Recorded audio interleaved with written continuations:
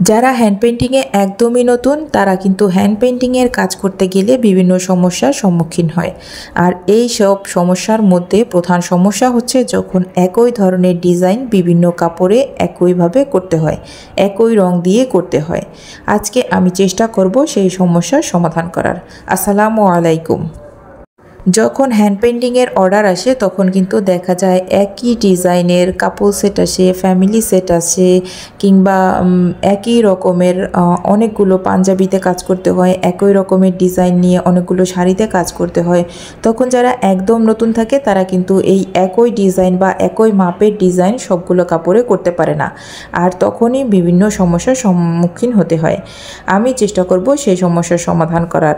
আশা করি পুরো ভিডিওটা দেখবেন, তাহলে অবশ্যই যারা একদমই হ্যান্ড পেইন্টিংয়ে নতুন তারা উপকৃত হবেন।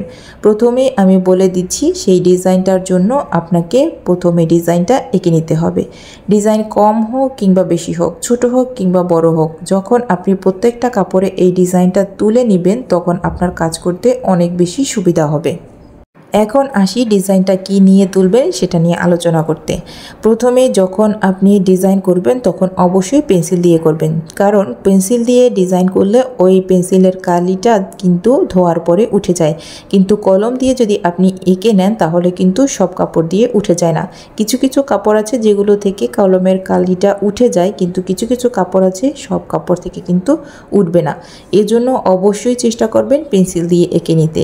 আর আরও একটা জিনিস দিয়ে করতে পারেন, সেটা হচ্ছে চকের মতো যেটা পাওয়া যায়, কাপড়ে ব্যবহার করা হয় বিভিন্ন ডিজাইন করার জন্য, সেই চকটা দিয়েও কিন্তু আপনি এঁকে নিতে পারেন।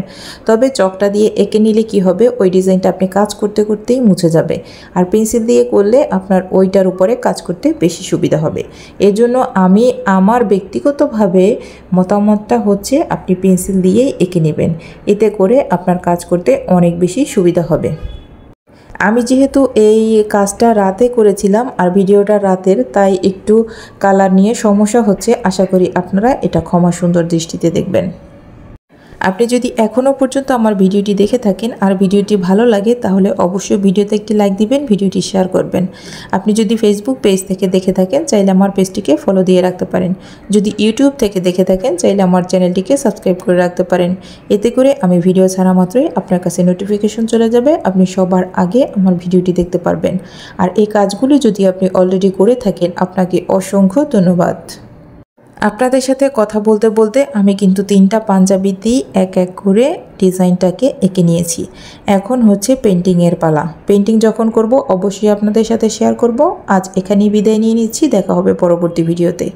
আল্লাহ হাফেজ, আসসালামু আলাইকুম।